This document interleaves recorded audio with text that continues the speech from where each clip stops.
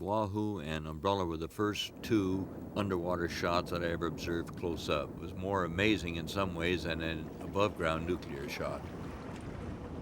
The rockets were set up at various angles and fired before the shot so that by the time they reached surface zero area, they were staggered at different elevations. So when the shock wave came up through the water, they could tell how long it was for the shock wave to hit a certain rocket trail, which gave them the propagation rate of the shock wave.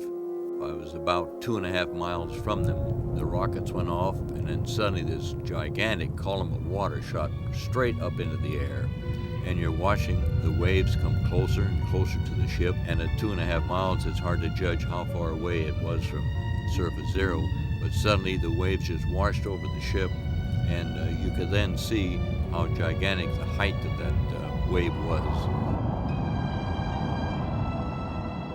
After the shot, it seemed to be a couple of minutes or so before the first wave came in, not very high, and up to that time the water had been quite calm at the beach, and then the first wave came in, then receded. The second wave came in and a little higher and also retreated, and the third wave came in, was the highest, and completely covered the island, about 4 to 6 feet high.